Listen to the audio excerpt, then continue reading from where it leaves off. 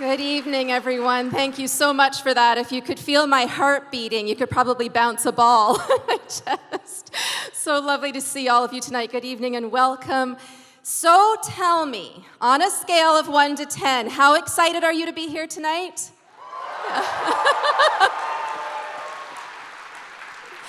I know that some of you have traveled. It's just my absolute pleasure to extend a welcome to you tonight. I know that some of you have traveled across the province and even across the country to be here, and I want to extend a special welcome to those who are joining us from home via Zoom. I'm going to keep this brief because I want to get to the main event tonight as quickly as possible, but first, if you'll indulge me, I'd like to set the scene just a little bit. So picture this. You spend your life pursuing truth, asking questions, thinking about what it means to be a good citizen, friend, parent. You forgo fame, reputation, and material goods. You are praised and accepted by some, but ridiculed and rejected by many. One day, you face a panel of your peers, people who are supposed to value the same things. But now, they are accusing you of spreading misinformation, of corrupting the young. You are brought to trial by these people. You defend yourself, but they don't believe you. They don't value your explanation. And they end up convicting you and sentencing you to death. Well, the year was 399 BC. The person on trial, the philosopher Socrates, and his peers, the who's who of Athenian society. This is a beautiful painting by the painter Jacques-Louis David called The Death of Socrates. Socrates is perhaps the greatest story of a citizen challenging the valuative system of his day, a system that collapsed just over 200 years later. Ironically, intellectuals and elites often see themselves as modern-day Socrates, pursuing truth despite popular opinion, fighting the dark forces of an unenlightened mob. But it's turned out that most intellectuals today are much more like the Athenians than they are like Socrates, who was really an outlier. Tonight, we are in a room of outliers, and thank goodness for that.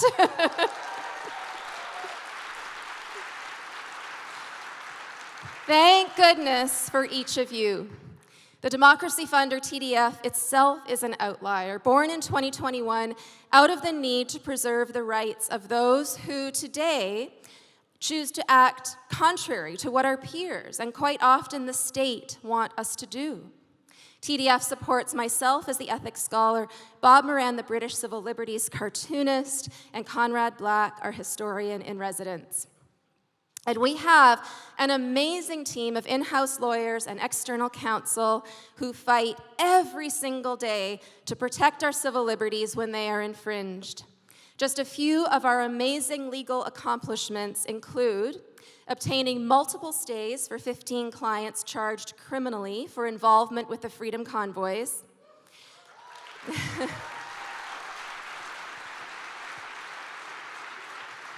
Participating in the Public Order Emergency Commission, as horrifying as the end of that was. Taking Western University to court for its vaccine mandate.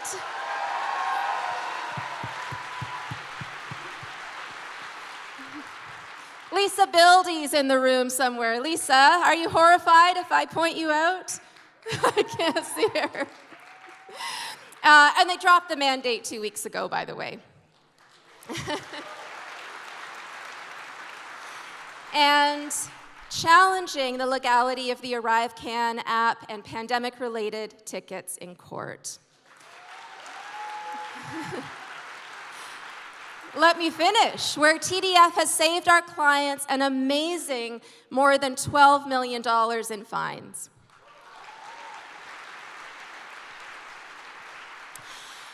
all of this is accomplished entirely by donor support, which means our legal team can keep doing this incredible work. And now for the main event. I am in the enviable, or maybe unenviable, position, I'm not sure, of introducing two people who need no introduction at all. But it's my pleasure to introduce them anyway. Our host for the evening is an esteemed columnist, writer, and radio and television commentator. He built one of the world's largest media empires, Hollinger International, and founded Canada's National Post. He has written books on Canadian and American history, and just completed a new book about the forgotten history of civil liberties in Canada, coming out soon. A member of the British House of Lords and the owner of, I believe, I'm sure he'll correct me if I get this wrong, the only book in the world signed by both Winston Churchill and Franklin D. Roosevelt. Please join me in welcoming Conrad Black.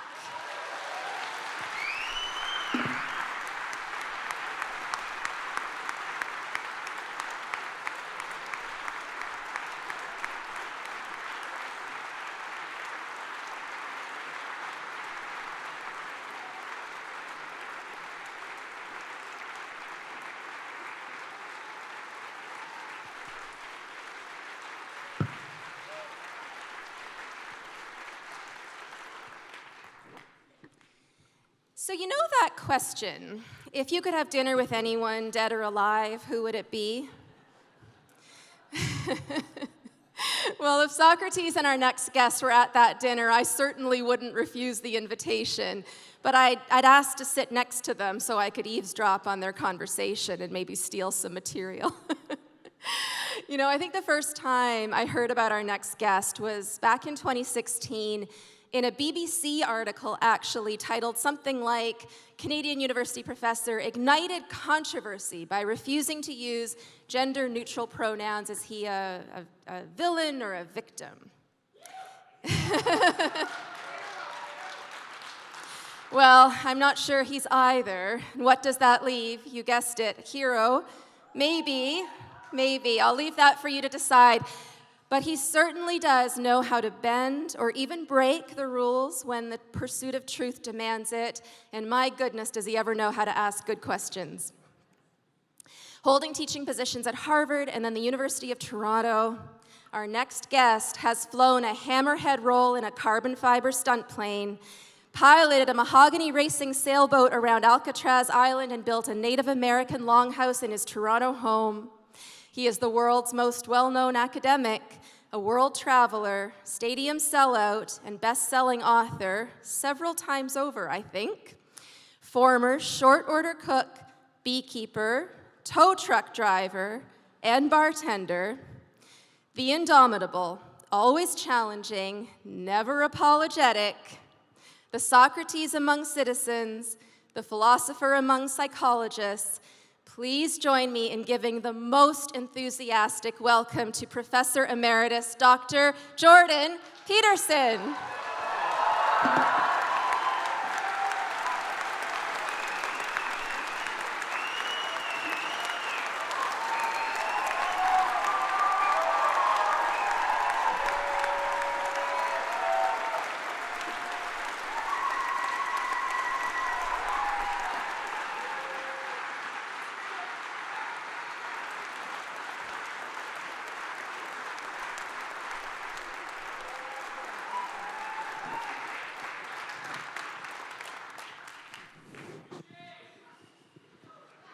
That put the Worldwide Wrestling Federation intros to shame, I would say.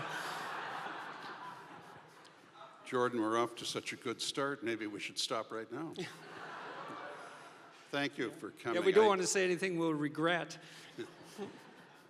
You wouldn't know this, but Jordan is here in part out of friendship. He's extremely in demand, as you know. I think I caught you between California and Singapore in a weak moment, and we are the beneficiaries of that. Thanks so much for coming. Well, thanks for the invitation.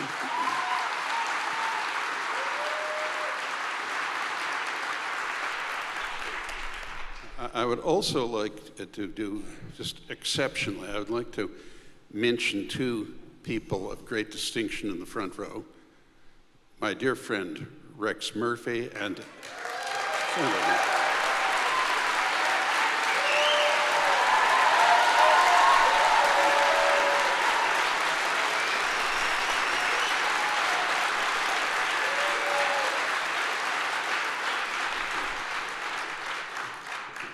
and also the recent controversial and admirably outspoken winner of the Vimy Award, General Michel Maisonneuve, if you would, please.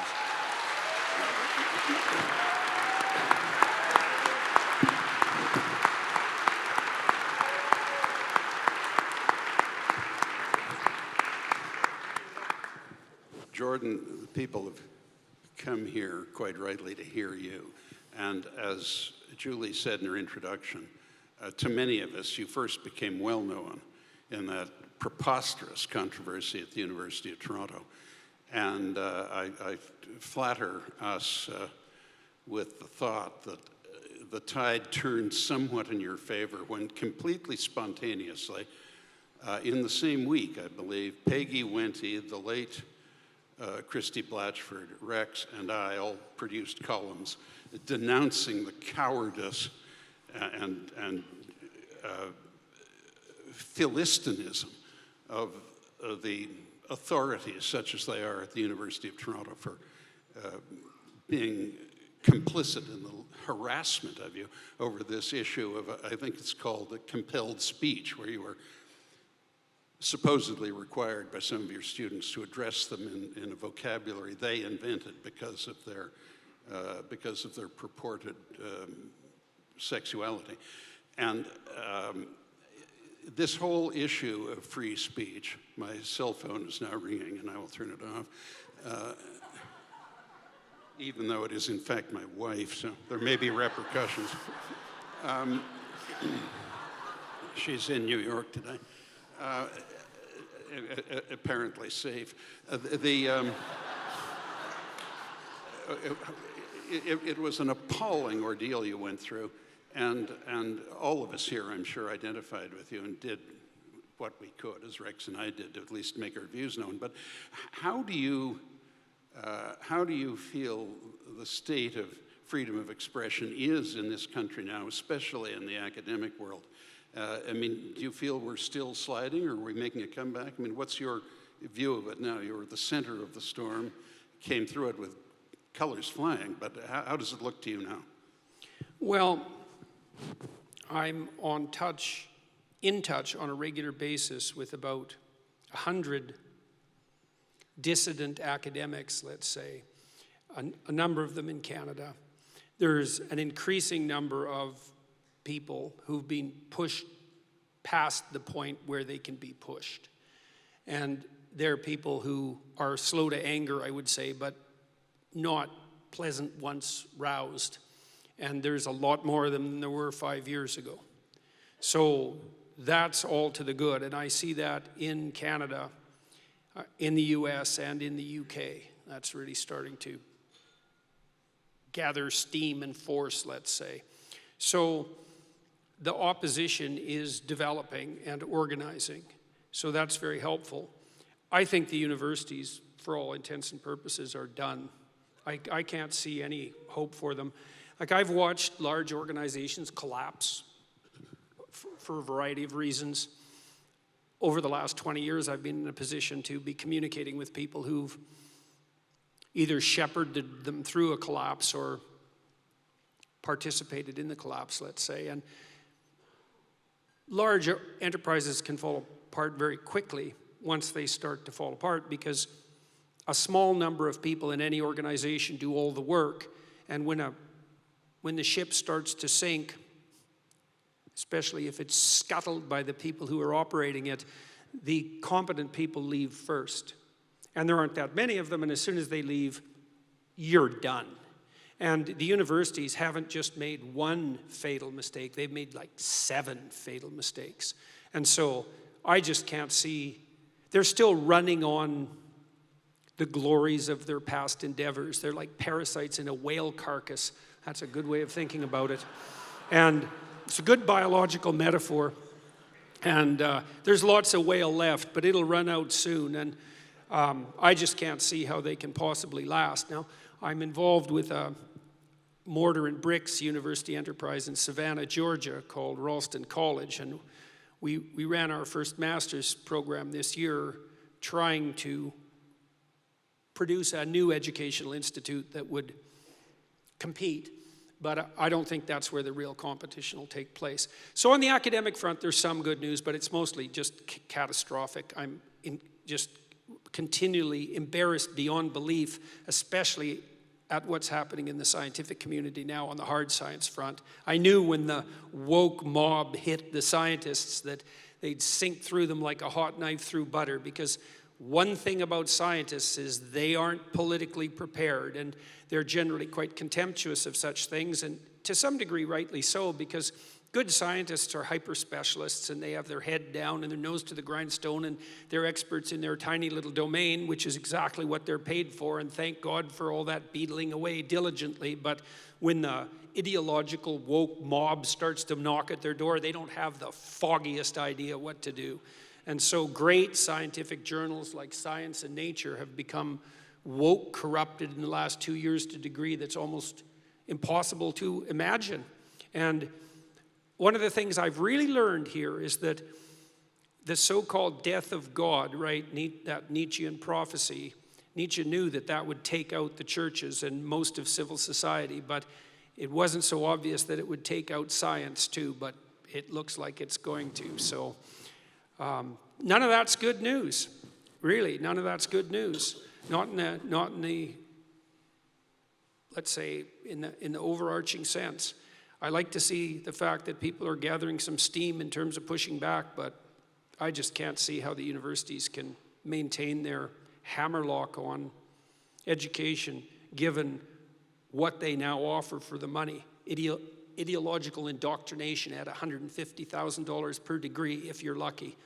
It's just not a viable business model, let's say. To paraphrase our prime minister in relationship to liquid natural gas production, we can't make a business case for that. So.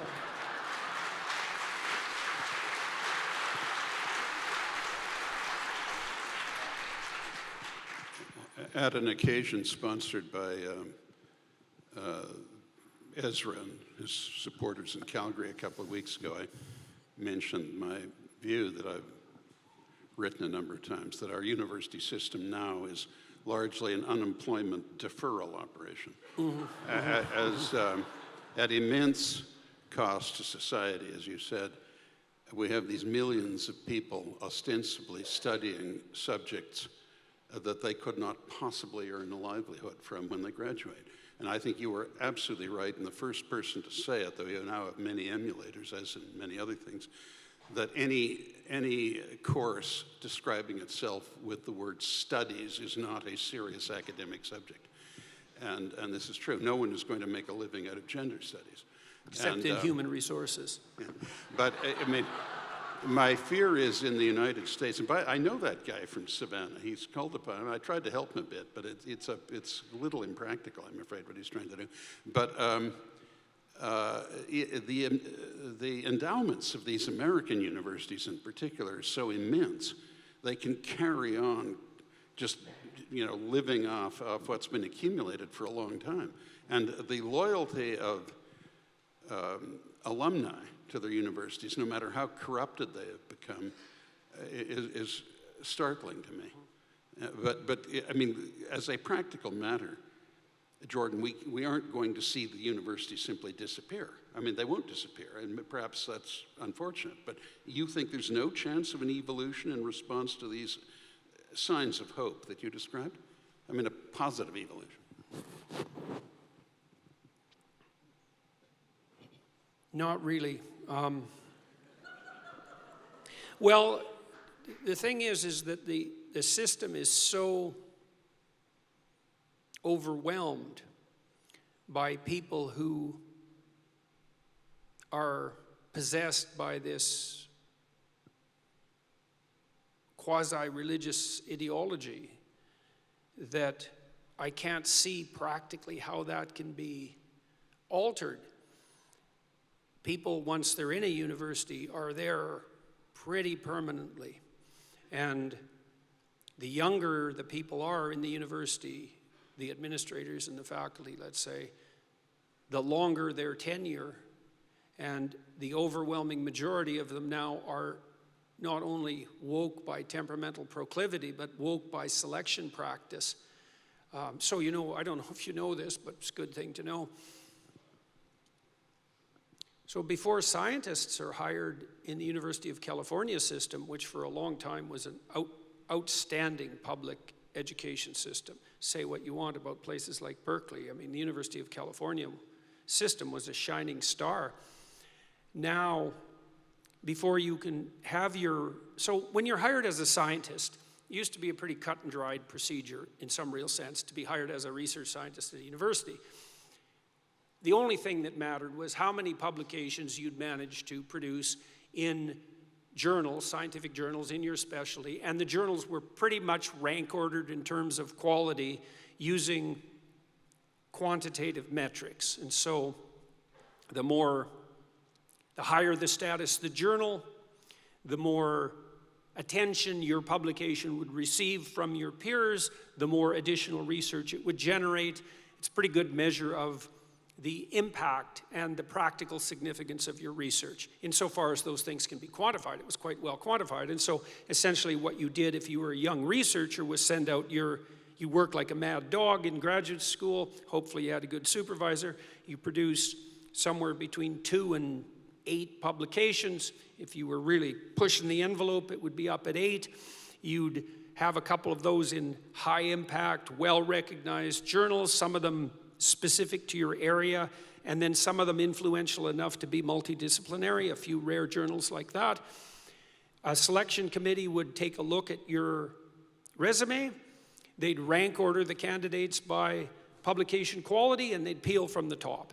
And that was a pretty damn good system. It wasn't perfect, but it wasn't perfect in part because it didn't do a great job of selecting for teaching prowess. But that wasn't the fundamental purpose of research institutes, at least so they thought. But all things considered, it was a pretty strict merit-based system, and it worked very well in the University of California system, for example. Well, now 75% of the dossiers of junior scientists are not even considered, they're rejected out of hand because the diversity, inclusivity, and equity statement is not sufficiently well developed, whatever the hell that means, to allow them to pass muster. And if you want to get some sense of exactly the state of your benighted country, and mine as well, you could go online and read the frequently asked questions for the submission of your diversity, inclusivity, and equity statement for researchers who are applying, let's say, for grants in Canada. And you'll find a policy that basically states, no matter what you've done on the diversity, inclusivity, and equity front in the past, no matter how stellar your performance in adhering to this ideological idiocy, don't be thinking for a moment that you've done enough. And you can't just tell us how you've already kowtowed sufficiently so that we'll provide you with money. You have to explain in detail not only how you're going to follow the rules as they are already laid out, but how you're going to adapt to any rules that we might impose on you at any point in the future. And if you think that's an exaggeration, you go read the frequently asked questions yourself. You couldn't write a more Orwellian document if you got a committee of Ottawa bureaucrats together to write it, which is exactly what happened. It was plenty Orwellian. And so, you know, if you can destroy the University of California system in relationship to the STEM fields, science, technology, engineering, and mathematics, you can do that in 5 years, which is pretty much what's happened. I don't think there's a hell of a lot of hope for the universities. If you can subvert the entire grant process in Canada to an ideology that purports to claim on moral grounds that the way that you should rank order scientists is by their skin color, their sex, and their gender, there is no bottom to how corrupt and perverse the universities can become. So no, I'm not particularly optimistic on that front. So, and don't be thinking the scientists are going to save you. because they're going to fold a hell of a lot faster than the people in the humanities folded, because they're nowhere near as prepared for the political battle. Let's put it that way. So no, I'm not optimistic. It's pretty bloody appalling as far as I can tell. Jordan, I did not, by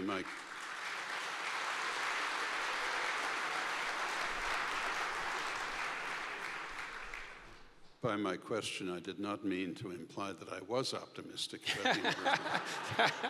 It just seems to me that they've got this mighty gravy train that they've amassed over decades, and they will plod on, but other than in the learned professions where it's hard to do without them altogether, it seems to me their significance and influence will steadily decline, and economic factors are going to put immense pressure on the faddishness that they're selling. We see it now with all the nonsense about accommodations of climate change and going to sustainable energy that nobody can afford. But, and by the way, I agree with you about the scientists. I made the horrifying mistake a couple of weeks ago of seeking out and reading an article in the Bulletin of Atomic Scientists. I mean, I never read such bunk in my life. But anyway, my brief here is to keep us somewhat on the track of rights, status of rights, liberties, how are we doing on that front? And in some respects, what you have predicted, I don't doubt accurately, of a decline of the universities. And as their influence declines, their morale will decline. They'll just become a kind of infestation. That isn't all bad in terms of what happens to our liberties. The influence of the universities will decline as their strength and morale and vigor decline, I think. I mean, am I talking rubbish? I mean, I'm trying to find, I admit I'm not an optimist, but I'm trying to find some potential wellspring of future optimism. Well, there are all sorts of alternatives springing up on the potential horizon. I mean, it's definitely the case. Now, it's not easy to duplicate a university online. Now, various attempts have been made to do this, and they usually suffer from the delusion that a university is primarily lectures, exams, and accreditation. So I suppose if you had to extract out three things that universities do, those might be the most obvious. But you should never, I read a great book a long while ago when I was a kid called Systemantics, and one of the maxims of this book, John Gall wrote it, was the system does not do what its name says it does. And that's a lovely thing to keep in the back of your mind. And it isn't obvious what universities do. You know, they provide, well, so why pay $150,000 to go to university? Well, how about to find a wife or a husband? Right? That might, just that alone, because you have a select pool then of people who are roughly your, say, intellectual and social peers. The universities for a long time did a pretty good job of screening applicants, and so it might be worth $150,000 in 4 years if one of the things you accomplish between the ages of 18 and 22 is you meet the person you're going to spend the rest of your life with. That's a big deal. Well, it gives you 4 years to mature. It gives you 4 years to learn how to be independent. It gives you 4 years. It allows you to purchase a socially sanctioned identity for 4 years that you have to make some sacrifices to maintain. Let's say you have to go to class and study, but while you're doing that, you can actually think a little bit, you can learn to be a citizen, you can contemplate your future, you can experiment, and you can all do that while you're becoming more mature and independent and looking for a partner. And the universities do provide all of that, and you know, God only knows, maybe that's enough even without the classes. It's not easy to duplicate that online. Having said that, the possibilities for technology-mediated education are so vast now that they're almost incalculable. And the technology that enables education to proceed is developing at an unbelievably rapid rate. And so it's certainly possible that alternatives to the technical education system that we have now are going to pop up very, very quickly and very effectively. I mean, I'm involved, my daughter and I primarily at the moment are working on an enterprise called Peterson Academy, and we have 30 professors already signed up and have recorded a number of courses. We think we can drive the cost of a Bachelor of Education, a Bachelor of Arts, that's our first target. We figure we can drive the cost of that down to $4,000. She thinks we can do it for half that. So now, you know, that's premature applause, because that's a hell of a lot easier said than done. But I don't think it's impossible, and I think the universities are doing such a spectacularly terrible job, especially at providing education in the humanities now, that you wouldn't have to put together that credible an alternative to be able to cut them off at the knees, and that's basically the plan. And so I'm not pessimistic in terms of what the world has to offer on the front of general mass education. I think we have opportunities there that have never been available to people in the entire course of history. I mean, even on the podcast front, let's say, it's become pretty clear to me that the audience of people who can watch and listen is probably 10 times as big as the audience that can or will read. And so that's quite the multiplying factor.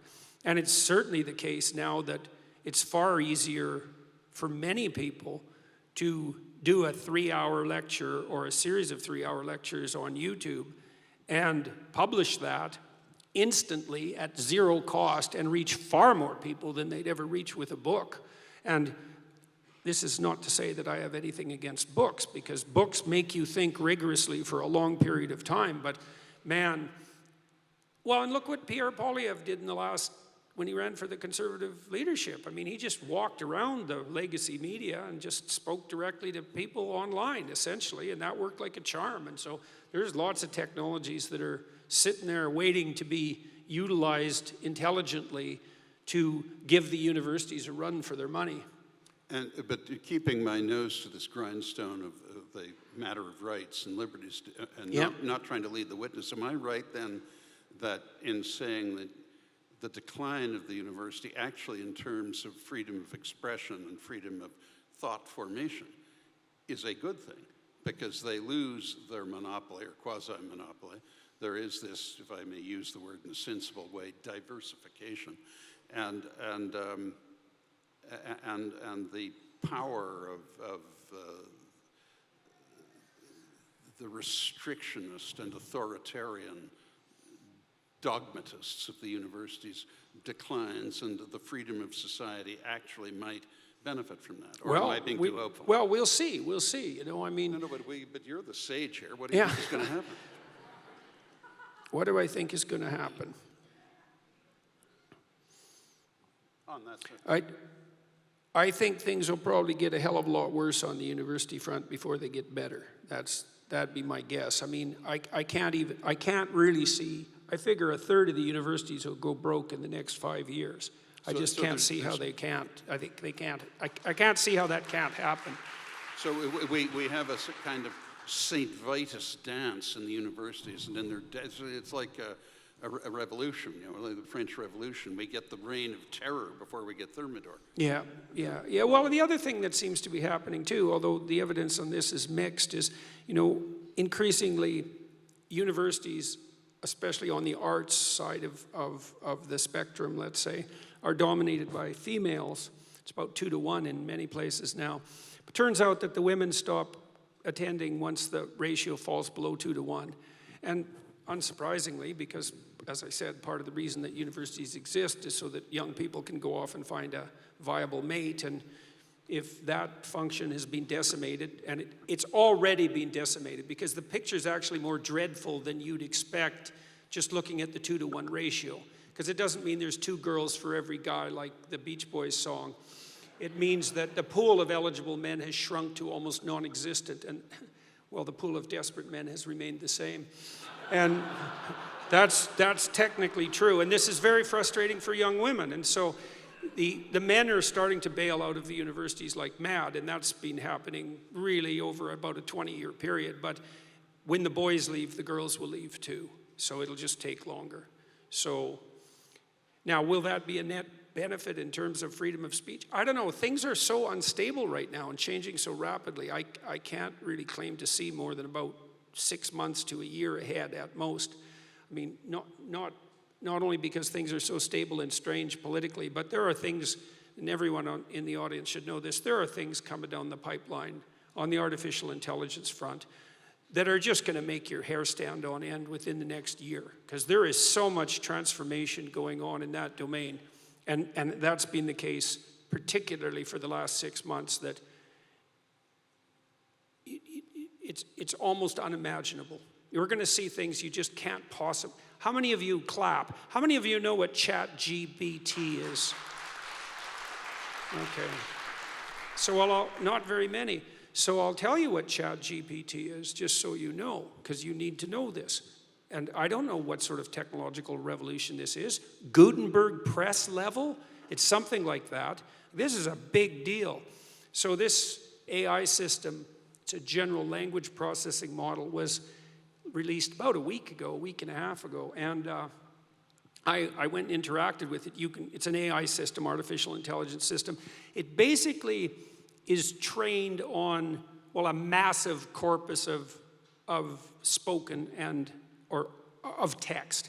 So it's derived its models of the world from the analysis of human speech, essentially. It isn't using real-world data yet, but that will be happening certainly within the next year. So, and ChatGPT analyzes a very large corpus of text, and that corpus is growing all the time. Now, it's already sophisticated enough. I went on to it last week, and I said, okay, some of you know I've written these books, 12 Rules for Life, and then Beyond Order, 12 more rules, because, you know, you can't have enough rules. And I asked it, this is what I asked it to do. I said, write me an essay that's a 13th rule for Beyond Order, written in a style that combines the King James Bible with the Tao Te Ching. That's pretty difficult to pull off, you know. Any one of those things is hard.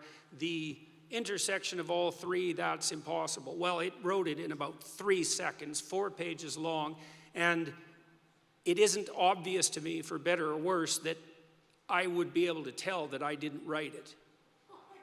Right, and okay, and that's pretty impressive, although, you know, maybe not its relationship to what I've written, but the fact that it could do that grammatically perfectly, right? And quite impressive philosophically. I also had it write an essay on the intersection between the Taoist version of ethical morality and the ethics that are outlined in the Sermon on the Mount, which it just nailed, got that dead right, brilliant.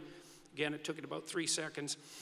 There was a computer engineer who purported to work for Tesla. He asked ChatGPT, he said, look, I work for Elon Musk, but I haven't been doing much for the last week, so I need you to write me 10 bullet points about what I probably would have done as a engineer at Twitter. What 10 things did I do last week that were productive and valuable? And, oh, if you don't mind, write me the accompanying computer code that goes with each project. And it did that too, 3 seconds, and the computer code works. Right, and so, okay, so that's already there. So then a university professor did this. He thought, oh, that's interesting. Any student will be able to write any essay on any topic with ChatGPT. And someone gave it an SAT, by the way, and it scored about as well as the average student in a well-functioning public university. So that's how smart it is. So that's basically an IQ test. He said, write me an essay, gave it a topic, wrote the essay. He said, now grade it. He said, if we can automate the students, we should be able to automate the professors too. And so it provided a complete, comprehensive analysis of its own essay with grade. It wrote, someone else asked it, write the screenplay and describe the characters for the next $900 million Hollywood blockbuster. It's like, bang, plot, characterizations. Then someone else took the descriptions of the actors and said, generate photorealistic computer images for each actor. And all the AI systems could do that. So I'm going to tell you what's going to happen next. This is going to happen this year. So get ready. Okay, so now we have an AI model that can extract a model of the world from the entire corpus of language. All right, and it's smarter than you. And it's going to be a hell of a lot smarter than you in 2 years. So you can get ready for that too. But it's not that smart yet because it's just a humanities professor at the moment. It doesn't test its linguistic knowledge against the real world. That's what a scientist does, right? You come up with a theory that's linguistically predicated, and then you throw it against the world and see if it sticks. And then the world tells you whether or not your linguistic construction is valid.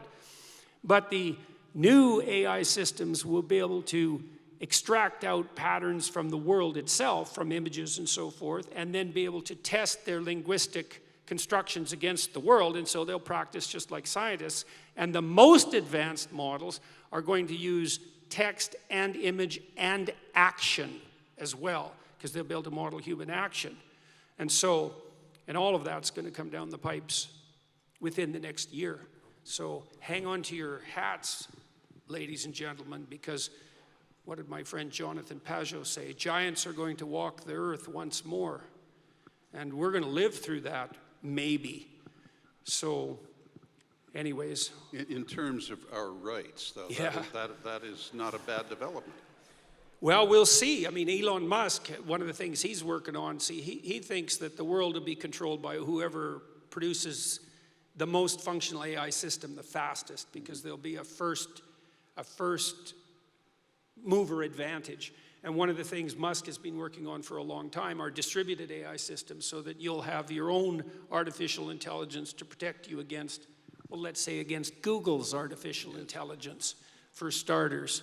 Yeah, or the CCP's artificial intelligence, because you can bet your hat they're working on that about as fast as they possibly can. So, let me ask you about the aspects of the internet. I mean, you, despite the persecution you've endured, you've had an enormous internet following. You went viral a long time ago and have stayed there.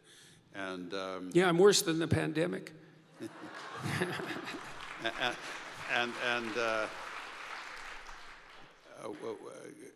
We touched upon this earlier in the green room, but we have this unusual situation where we have contemplated legislation or regulatory changes in this country where the government, the federal government, thinks it can have a form of registration of content providers.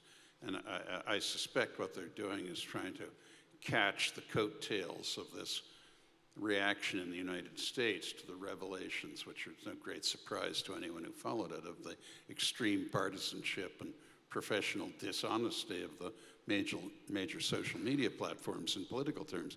But what is your advice to this country and to this group about preservation of freedom of expression in the internet? I mean, you have been a great benefactor to all of us, but in your chosen mission, a beneficiary of a relatively free access. In an exchange of emails we had a couple of weeks ago, you expressed concern that a poll had revealed that 75% of Canadians would cheerfully and uncomplainingly go back to wearing masks and a shutdown if they were told by the ostensible authorities to do so, even though we now know that all of these people, all of Fauci's local emulators, they all self-identify as Dr. Frankenstein's monsters. And but my question of you is, can we preserve freedom on the internet? Well, I think we have a blessing in disguise in the Liberal government, because they're too incompetent to be as tyrannical as they want to be. And so,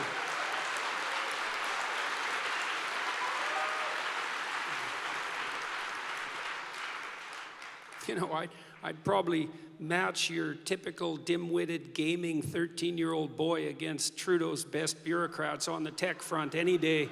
And so it's not going to be that easy to lock down the net. And the other thing that'll happen too, and perhaps you should get prepared for this, is that anybody in Canada who's got a creative bone in their body, once they're subject to the kind of limitations that the Trudeau government is trying to put on content providers, which is anyone, by the way, you're a content provider, man, if you post on Facebook, and some of you probably do, even though maybe you shouldn't. All they'll do is all the creative people just leave. It's like, we're not putting up with that. See you later. We got bigger fish to fry elsewhere. And then there's all sorts of ways of circumventing the kind of what would you call manipulations that the Canadian government wants to impose. So although I think it's appalling, and I think that expert users will just circumvent the idiocy. But, so I was in Australia for most of the last month, and that was quite entertaining. And they're not quite as crazy as Canadians, but they're trying hard. I was there with my mother, and she's about 85, and my aunt, elderly people, and they're kind of nonplussed about what's going on around me and what's going on in the world. And my mom asked a rather plaintive question. She said, "Where should I get my news?"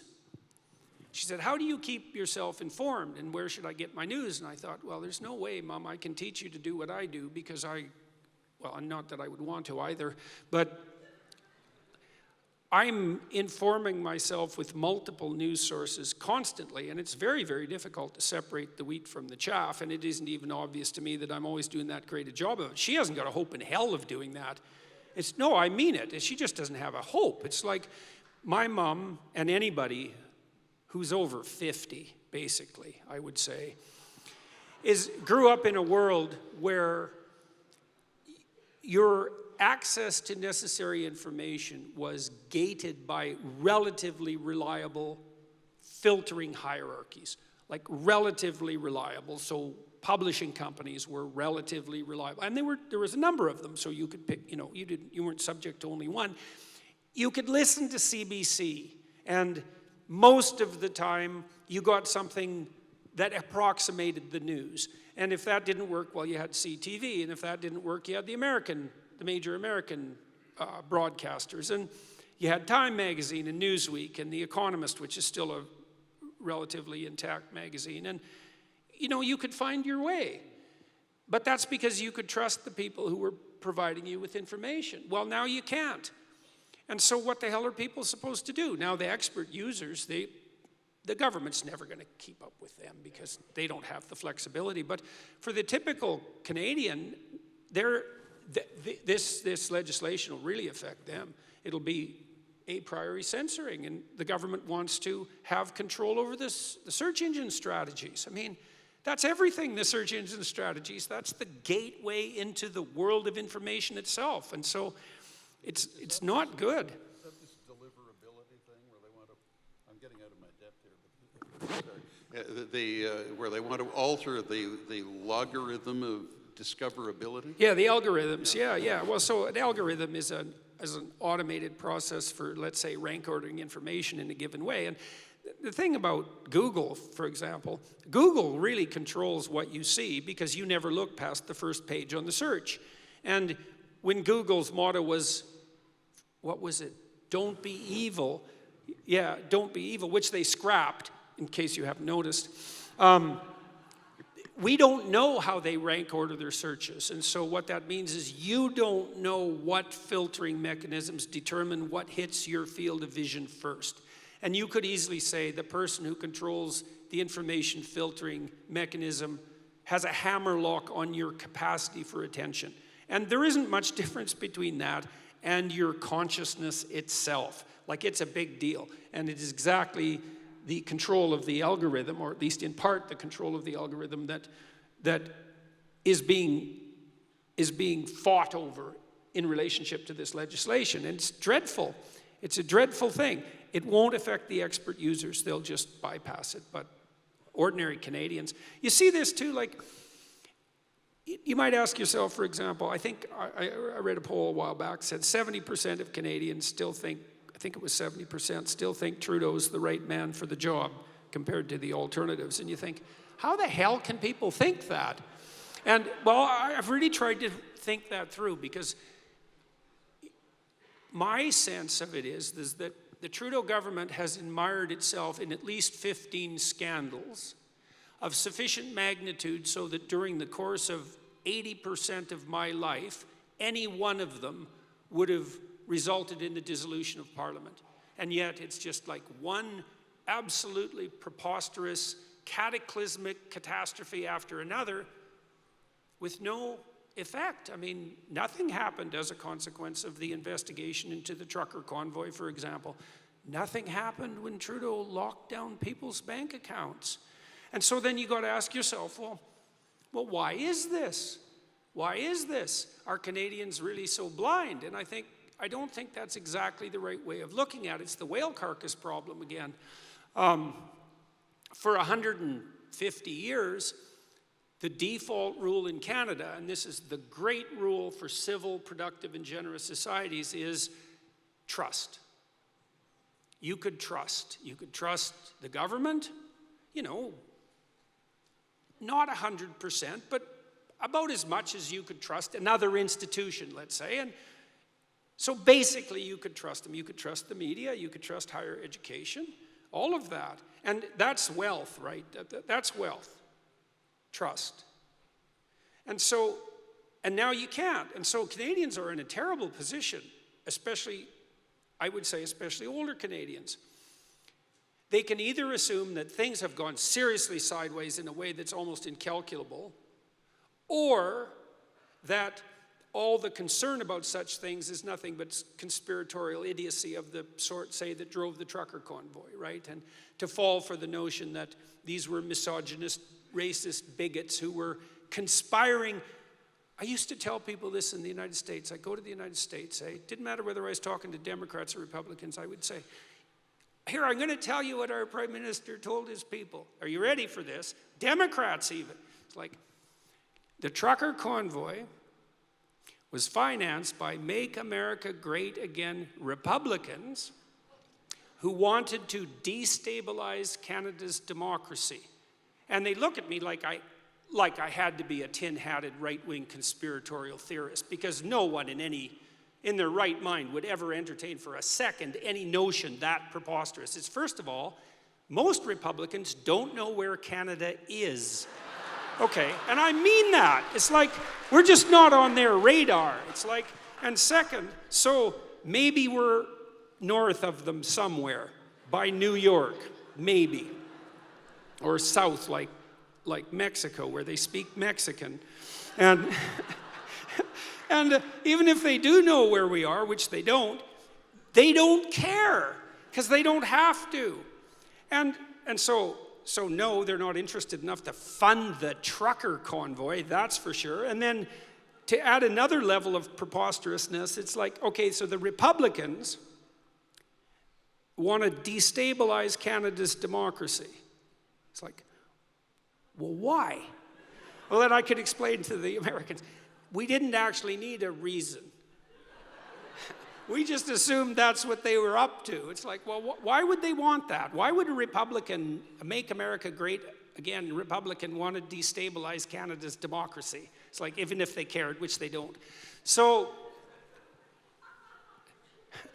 we have a government that actually said that to its people, right? And then, you know, I went on Twitter after the Emergencies Act was lifted, because I went on it. I read like 10,000 tweets when Trudeau put in the Emergency Act, looking at the Trudeau supporters, and they bought this Make America Great Again democracy destabilization story. I thought, okay, you people are clearly out of your minds.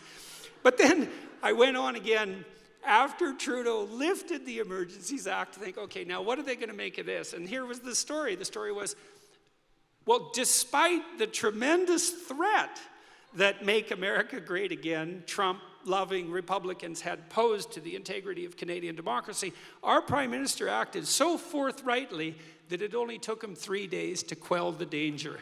It's like, okay, good one, guys. That's quite the feat of mental gymnastics, but what's the alternative, eh? What's the alternative? You're going to believe all of a sudden, after trusting in your country for 160 years, that you have a government that's so incompetent and so malevolent and so corrupt and so juvenile that they think that stealing Canadians' bank accounts is a reasonable way of responding to working class people when they get sick and tired of being locked down by idiots for 2 years? So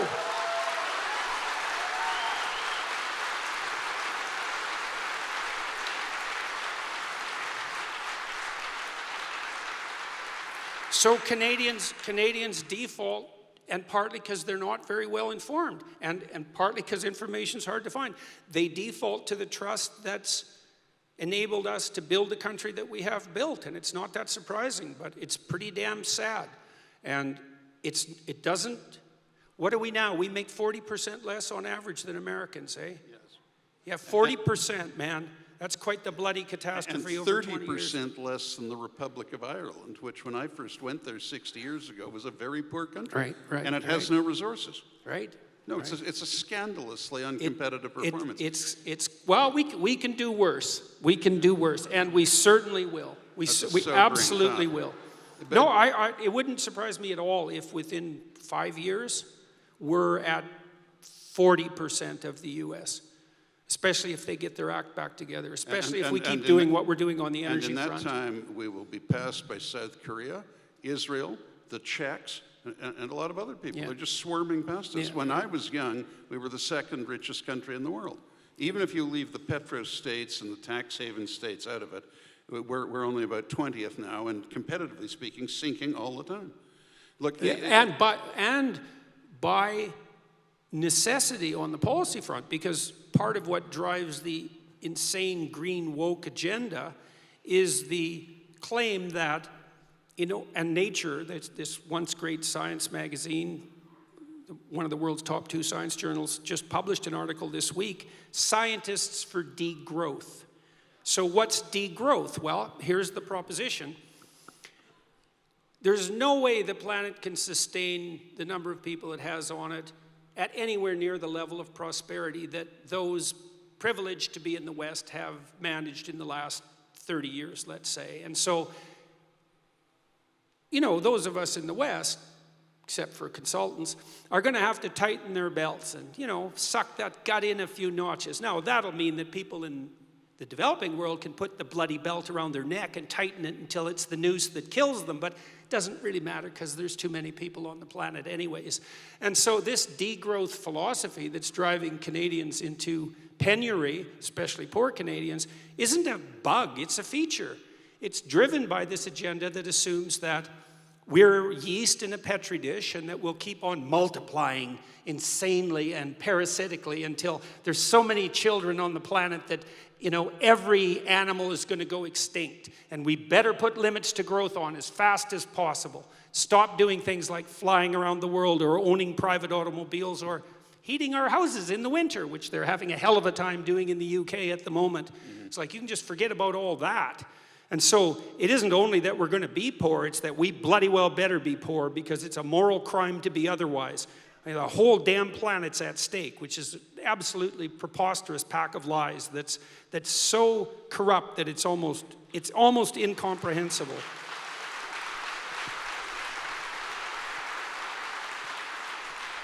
It's so fun too, because you get all these incompetent government policies, produced, say, by our Prime Minister, who isn't really interested in monetary policy. Yeah, you can say that again. And so the failures on the economic front can be justified morally. It's like, well, yeah, the economy is collapsing, but it has to collapse because if it kept growing, we would just threaten the planet. And here's what strikes me as particularly horrifying about this. See, imagine that the woke environmentalist utopian types had their metrics right, just for the sake of argument. Imagine that they were right about carbon, and they're not, but let's just say they are.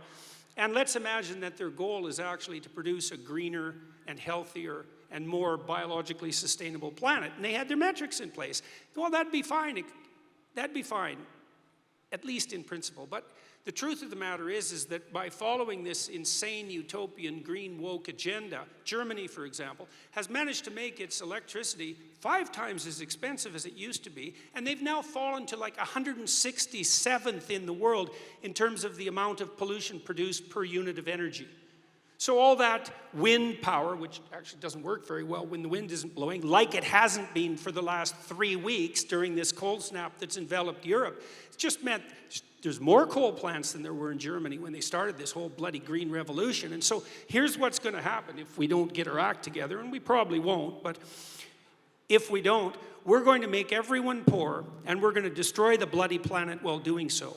And I would say, in my darker moments, I think that's the plan, because there's an antithetical sentiment in relationship to human beings at the bottom of this woke nonsense that's so goddamn deep and perverse that it's positively genocidal in its aim. And you might think, well, hold on there, Dr. Peterson.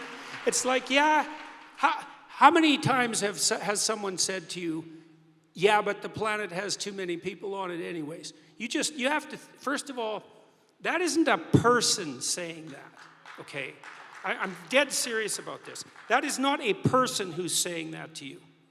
That person is the unwitting or witting mouthpiece of a system of unbelievably pathological and destructive ideas. And those ideas do not have your best interests in mind.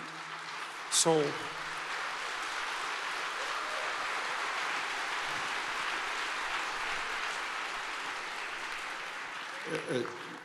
Jordan, in my own view, which I've often stated, is that with a talented improvisation that nobody would have suspected, when the international left was defeated in the Cold War, they crowded aboard the environmental bandwagon, jostled aside the authentic ecologists, the bird watchers and the butterfly collectors, and these sincere, somewhat tedious groups like Greenpeace and Sierra and so on, and dressed themselves up as environmentalists to attack capitalism from a new angle in the name of saving the planet. And it was a genius, spontaneous strategy, but they've got more than they bargained for, because now they're really pitching, as you say, for the suicide of everybody, including the left. But, and we're not all going to commit suicide, in my opinion, but I agree, it's as parlous as you described. But what I want to ask you is that how, in the scenario you described, and I certainly wouldn't take issue with it, where the government in this country, and no doubt others, attempts to regulate content and so forth on the internet, and they are outsmarted by the smartest people, easily outsmarted, because they are idiots as well as being debased people for the most part. Who wins the hearts and minds of the, to use Mr. Nixon's phrase, the silent majority of decent, sensible people? Because they're still there, no matter how deserved they are. Who wins? well, I've been working with a group of people in the UK, and we'll announce this sooner or later, and probably sooner rather than later, on trying to formulate an alternative vision. You know, because one of the things, you have to hand it to the radicals on the left. They're pretty damn good at appealing to the messianic urges of young people. And there's a developmental psychologist, Jean Piaget, who was a stage theorist, very influential developmental psychologist, and he regarded the last stage of cognitive moral development in human beings as the messianic stage. And hardly anybody talks about that element of his research, which, because it makes religious allusions, let's say, and we can't have that. And so, but what Piaget was pointing out was that among relatively intellectually and perhaps morally sophisticated young people at about the ages of, say, 17 to 21, about the time you really want to induct young men into the army if you want to do it effectively, because, you know, if you wait longer than that, it doesn't work very well. That's about between 16, 21, something like that. That's when young people catalyze their adult identities. I suspect most of you probably liked the music you listened to when you were 16 to 21 better than any other kind of music. That's a good example of that enculturation. In any case, young people who have a bit of intellectual capacity at that time are looking for something beyond themselves to devote themselves to. And some of that would be what drives their identification with in principle, their family and their community and their state and their nation, right? It's part of that drive that enables human beings to aggregate cooperatively and competitively within tribes. It's deeply rooted biological instinct. And the left has been unbelievably good at providing that impulse with a vision. And the vision is one of heroic defender of the individual against the oppressive patriarchy. It's a very old story, right? That's the hero who stands against the brute force of blind culture. It's an ancient story and a very motivating one. And if that's not enough for you, and perhaps it is, then you can be defender of the virginal planet from the rapers and pillagers, and that's where the capitalists fit in so nicely. And that's a pretty easy story to sell to young people who are looking for a mission. And it's got a quasi-religious element to it, which is deep. And so it fits in nicely to the slot that Christianity used to occupy, let's say. And so young people they fall into that by droves. Well, why? Well, it's because centrist liberals and conservatives, particularly conservatives, have done an absolutely abysmal job at formulating a counter narrative of any potency. And conservatives, they tend to be more detail-oriented and practical, and so as visionaries, they're a lost cause, and that's part of what makes them conservative. I mean that temperamentally, because people who are more on the liberal side tend to be also people who are more imaginative and creative. On the conservative side, the moral advantage to conservatives is that they're practical, detail-oriented, orderly, industrious, patriotic, all of that, but that's not the same as visionary. And so they do a terrible job of selling tradition, let's say, to young people. It's usually in the form of finger-wagging and, moral injunctions about how you should never do anything that's any fun.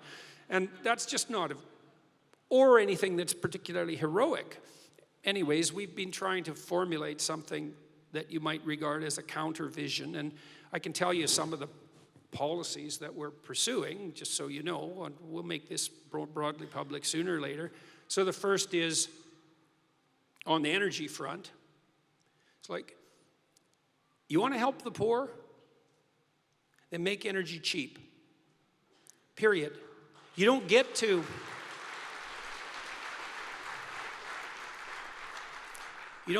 sacrifice the actual poor to the delusional poor of your delusional utopia 100 years from now. We did that a couple of times in the 20th century. Didn't work out very well.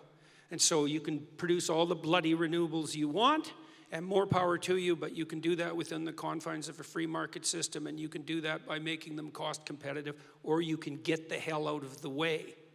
And so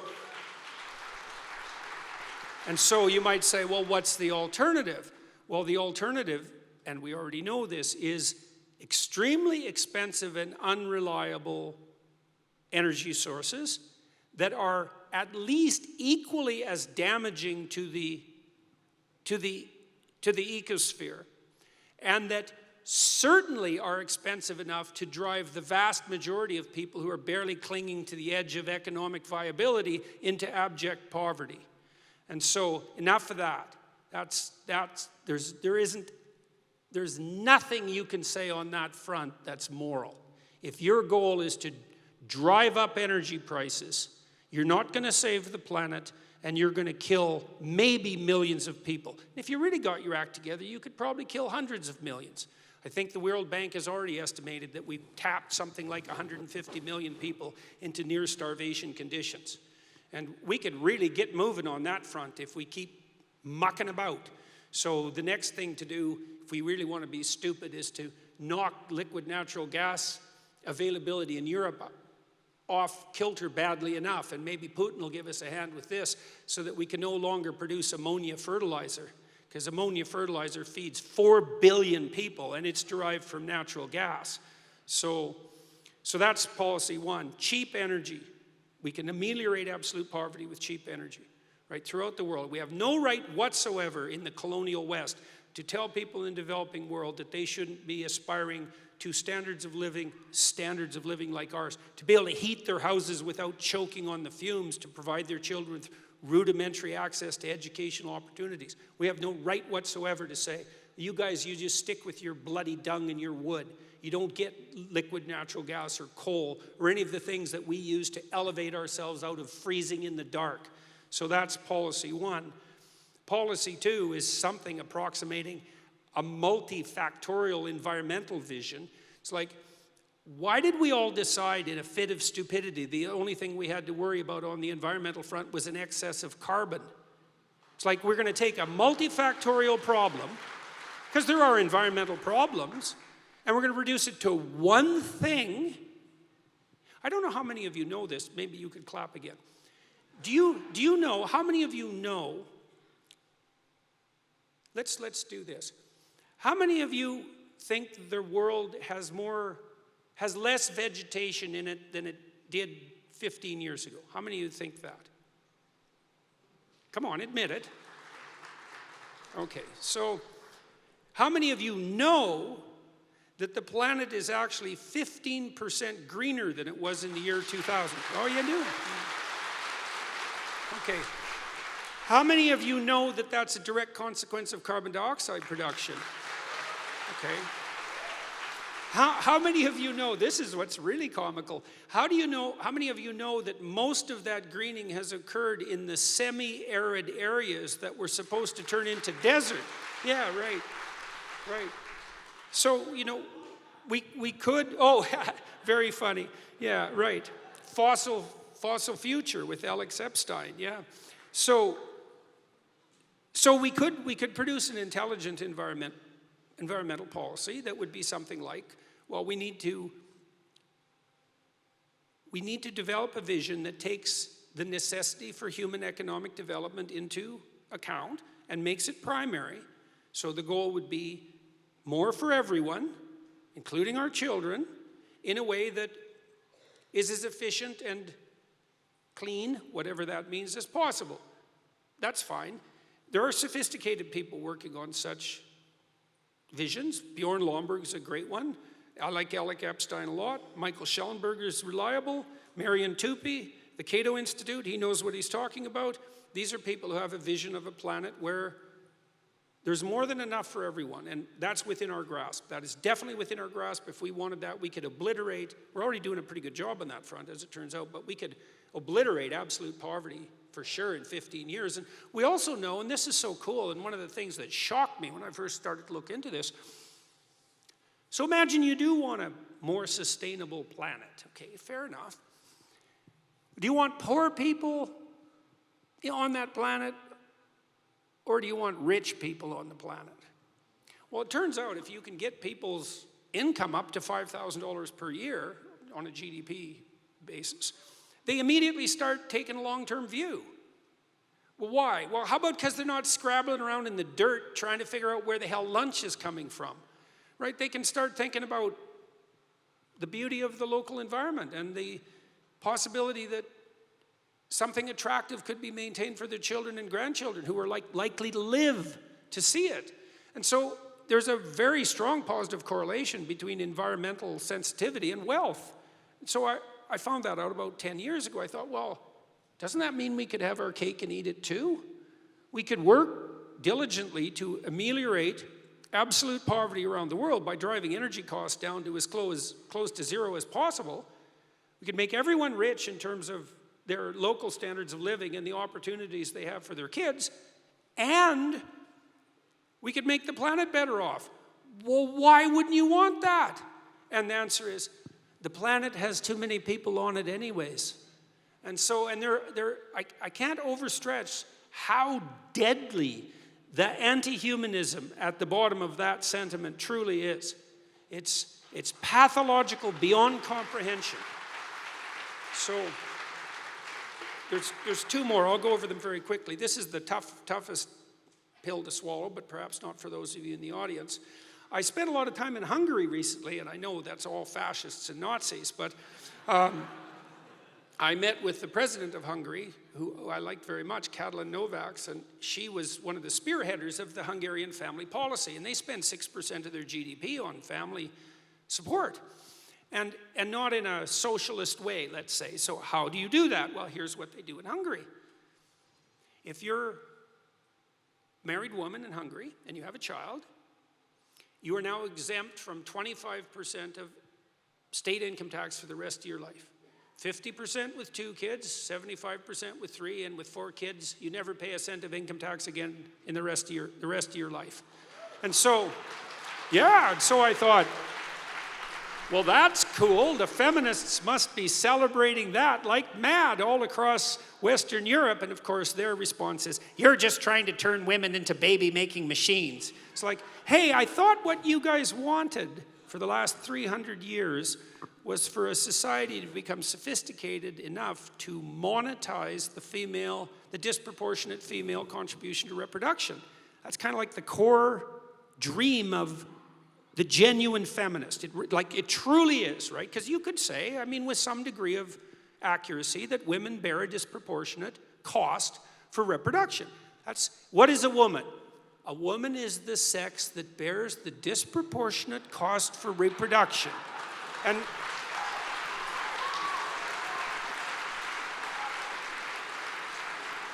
that's even biologically true. It's biologically true.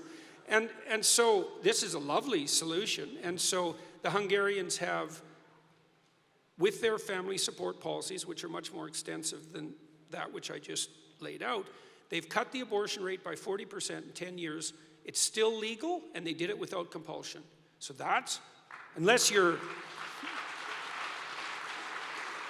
the sort of person to get your sister an abortion as a Christmas present, you might think that that's actually a very positive move forward, right? Because who the hell thinks that's a good thing? You might think it should be legal and you might think it should be available, but there's really something wrong with you if you think it's good. And so to cut it by 38%, which is what they've done, that's quite the stellar accomplishment. They've also simultaneously increased female work participation by 13%.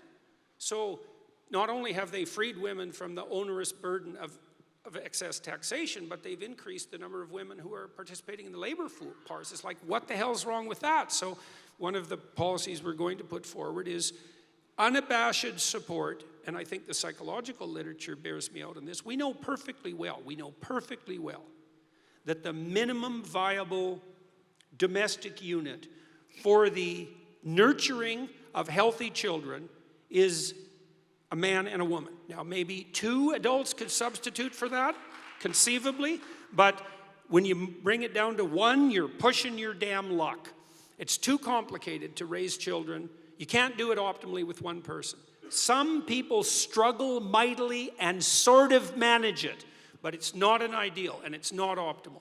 And fatherlessness, I'll tell you a couple of things about fatherlessness. If you're a 12-year-old boy and you don't have a father, the telomeres on the end of your chromosomes are already 10 to 12% shorter. That means you will already die sooner, because telomere length is one of the things that predicts lifespan. And so we don't know why. It probably has something to do with some poorly understood relationship between chronic stress and chromosomal health. No one knows why. If you're a female and you don't have a father, you hit puberty at least 1 year earlier. And nobody knows why that is either. And that's not good, right? You don't want your 8-year-old hitting puberty. She's not ready for it. And the probability that that's the case is much higher if she doesn't have a father in the house. And we know that fatherlessness is associated with a catastrophic cavalcade of developmental problems. And so it's time for conservatives and centrist liberal types to say, look, we got to be tolerant. Every family that you've ever met has its problems. Nobody lives up to the ideal of long-term, faithful, loving, peaceful, productive, generous, heterosexual monogamy. Like, it's an impossible ideal, right? You're going to fight with your wife even if you stay with her, and you're not always going to be happy, that's for sure. And probably you have divorced people in your family, you know. Maybe there's a gay guy or 2 in the woodpile, who knows? And so we need to tolerate the fringes, let's say, because we're all imperfect, but that doesn't mean we shouldn't celebrate the ideal. And we got to stop being like half-witted and cowardly about this and do it forthrightly. So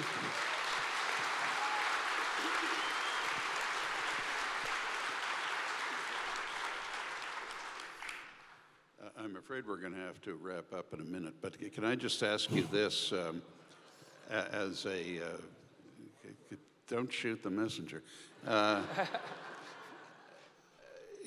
Can you, I'm seeking a little hope here. I gathered from previous remarks and exchanges we've had before that you think we've in this country become, and not only in this country, a terribly compliant and submissive to authority, no matter how absurd and malevolent it is.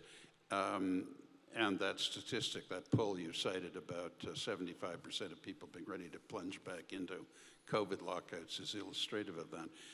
Can you see any hope in all this? I mean, with all the forces that are interacting and the trends that are emerging, you at least grasping the best I can the optimistic side of things. There is an imperishable intellectual elite that will not be humiliated and dominated by the state, will always outsmart the state, and is fundamentally a force for liberty. That's what I've understood you to say. Will that force prevail in the end, or are we simply going to disappear as a lumpen proletariat of self-destructive idiots? Because I don't think that's the true spirit of men. Well, I don't think you can ever count out the Americans. You know, I mean, first of all, there's a lot of them, right? 330 million. That's a lot of Americans. And it's a very politically diverse country. And so no matter how many Americans are going insane at once, there's some somewhere beetling away on something sane and revolutionary. And we've seen that time and again. Anybody here who's like 50 or older, you see the Americans, they keep reinventing themselves. People count them out constantly. The Japanese are going to take over. It's like, well, they didn't. And neither did the Chinese. You can't count out the Yankees, no matter how much you'd like to. And I see the same thing when I travel through the States now. You know, there's plenty of places that are just as pathetic as Toronto in the United States. Most of California, New York's pretty damn dismal. There's Washington, God, masks everywhere. It's just pathetic. But there are places where that's just not the case. And lots of places in the U.S. are flourishing like mad. A lot of the small cities, Milwaukee looks great. Nashville's just a happening place, as is Tennessee, weirdly enough. In general, Florida seems to be like a bastion of freedom, and DeSantis is going to come storming out of there, I suspect, for the 2024 election. And so the political... The woke have not won a final victory in the United States, that's for sure. Now, Europe, well, the Eastern Europeans, there's lots of them, they're looking at the West thinking, I was in like 14 Eastern European countries earlier this year, and I met a lot of political and cultural leaders there, and some of them were conservative, some liberals, some disaffected leftists who'd been canceled. Thing about Eastern Europeans is that it wasn't that long ago that, you know, the Stasi was in their bedroom, and so they kind of remember that since it was only 1989, and even the bloody socialists there are smart enough to think that maybe they don't want that again. And so when I talk to all the Eastern European people I talk to, they said, what the hell's wrong with you people in the West? It's like, don't you see that you're being enticed by exactly the same ideas that just devastated our country? It was particularly poignant in Albania, because Albania had the distinction of being the worst rat hole of the Soviet rat holes, and that was a hard contest to win, man. And so you really had to work on your oppression to top that list. And I mean, the whole country is honeycombed by secret tunnels so that the Albanian elite could escape when the hordes who wanted everything Albania had to offer inevitably descended to take over the country. They bloody well believed that for like 40 years. It's really, they've uncovered a 110-room underground bunker within half a block of the parliament 5 years ago that no one even knew was there. And so going to those countries, all the people there, they think, we're not doing this. We're not walking down this pathway again. And so there's lots of people in Eastern Europe who are the staunch supporters of the closest thing to freedom that they've been able to dream up. And so we can't count them out yet. And so, you know, and maybe the Germans, didn't the Germans just build a liquid natural gas terminal in like 5 months, showing that Germans can still be Germans when it's necessary? And so we'll see. Europe, it's pretty sad in many ways to tour through Europe now, because I've met with a lot of people in Western European countries, and it's so strange for a Canadian to go to places like Amsterdam. I met with a group of cultural and political leaders a couple of times in Amsterdam, and one of the times they said, well, you know, we really don't have a culture. And I come from like Western Canada, right? My town was scraped out of the prairie like 50 years ago, and I go to Amsterdam, which is this stunning miracle of a city, and then I hear these Netherlanders who've scraped their bloody country out of the ocean and have produced this incredible mix of culture and architecture and art and freedom and stability in order to say, well, you know, we really don't have a culture. And I think, well, you should come to Alberta. So it's so sad, and you see the same thing in Scandinavia. You see the same thing in Germany. They're always flagellating themselves for one reason or another, and there's this complete collapse in belief in the core and remarkable doctrines of the free West, and that's just a complete bloody catastrophe, because insofar as the world isn't an absolute hellhole, and in many places it certainly is, the only reason for that is that miraculous burst of, what would you say, emphasis on human liberty that emerged out of the Middle East 3,000 years ago and has spread its way, thank God, across the West and to some degree into the rest of the world. Well, you know, that's a tough spirit to defeat in the long run. We'll see how much suffering we have to do in the short run while we sort ourselves out again. But fundamentally, I'm optimistic. And fundamentally, I'm optimistic, you know. I mean, I think... You got it. Thank you very much, Jordan. The sign at the back there tells me, and I'm just following orders here, that the time is up. But, you know, Lyndon, I agree with you about the United States, by the way, and I have more reason to be skeptical about that country for obvious, well-known experiences than most people, but it is a country unlike any other in the history of the world, and there is nothing in the history of the world remotely like the rise of the U.S. from 2.5 million colonists and 750,000 slaves in just 2 long lifetimes to such a position of preeminence as the United States has had since World War II. And it's not going anywhere. It's a jungle, and it has the strength and the weakness of a jungle. And like all jungles, it's run by the 30-foot constricting snakes and the 700-pound cats. Which reminds me, Lyndon Johnson famously said, and it's still applicable, and you in effect said this, that conservatives can't speak and liberals can't count. I think we have all seen and heard once again why Jordan Peterson is, I believe, the successor to Rob Ford as the most famous Canadian in the world.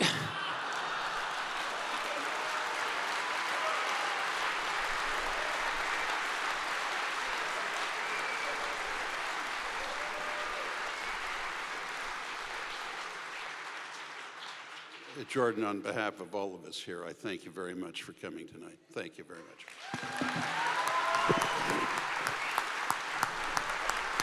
Thank you.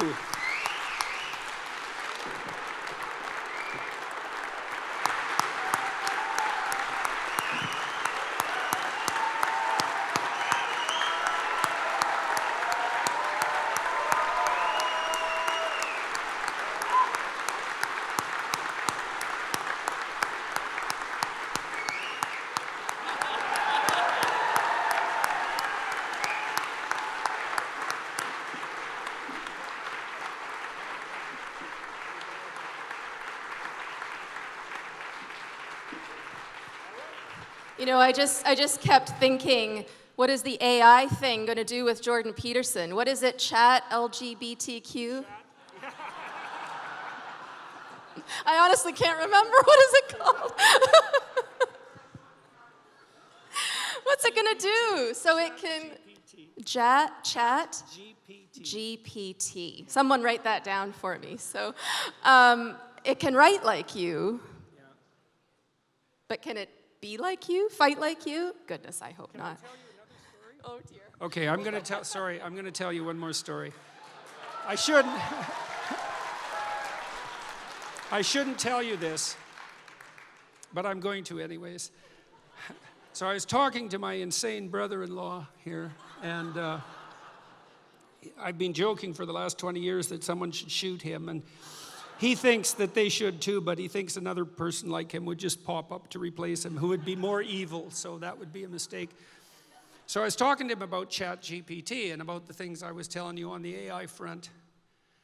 And he's just developed a chip that's optimized for AI, and he told me about it about 2 months ago, and he said, "You heard of the internet?" And I said, "Yes, Jim, I've heard of the internet." I said, "Well, my chip's way more revolutionary than that."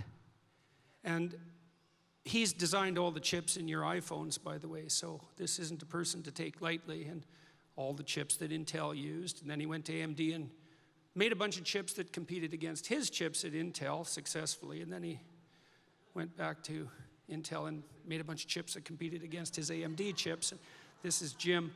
And so he's been telling me what's been unfolding on the AI front. Jim Keller, you can see a podcast I did with him recently with Jonathan Pajot, where we were trying to sort out whether AI is the rough beast that's slouching towards Jerusalem.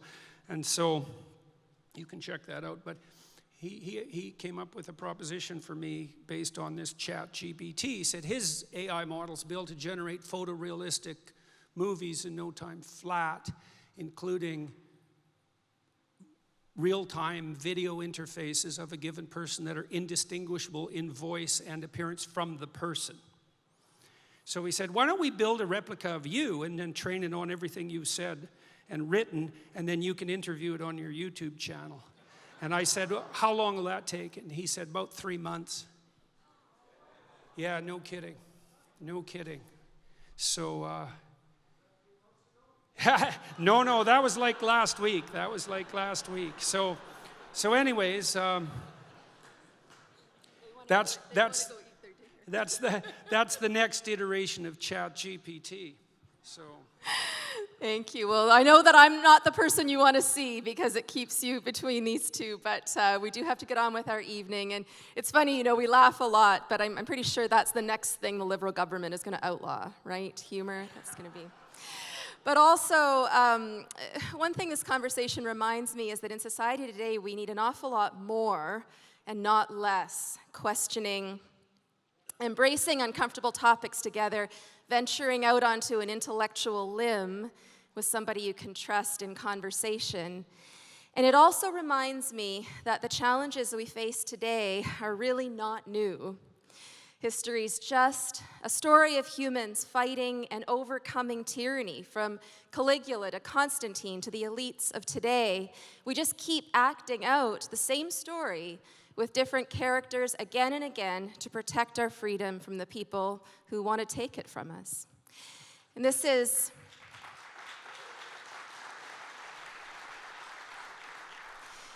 a bit of a bittersweet event for me tonight. It's my last public event, either for a while or maybe forever. I need to go and be a mom for a while, but I'm really glad that this is...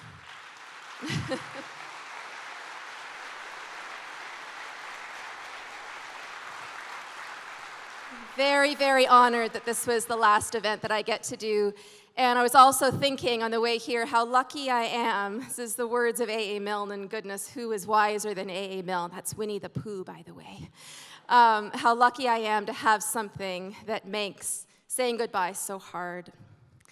So if over the next few months you ever find yourself wondering if your voice matters or if you're in need of a little encouragement, let me leave you with this, the words of Nobel laureate Friedrich Hayek, who says it is always from a minority acting in ways different from what the majority would prescribe that the majority in the end learns to do better. And I want to thank you for those of you here tonight joining us from home via Zoom. Our stars of the evening, Conrad Black and Dr. Jordan Peterson. Our host, Charles McVitie. I don't know where you are, Charles, but thank you. And everyone, amazing production team at Canada Christian College, the incredible team at the Democracy Fund, and our enduring donors for whom we are immensely grateful. Our work is entirely supported. We don't take a dollar from the government, and every single dollar you donate matters and makes this very kind of thing possible. After the event, in the lobby, I'm told they're selling some of my books, but what you'll really care about is you can get your photos with Dr. Peterson at the VIP check-in table. And for those of you who purchase tickets to the dinner, when you go out this door, turn right and go right to where the reception was, and if you weren't there, it's just that away, so to your left. On behalf of everybody at the Democracy Fund, Thank you so much for being here tonight. Merci, à bientôt. Happy Hanukkah, Merry Christmas, safe journey home. Have a lovely night. Thank you so much.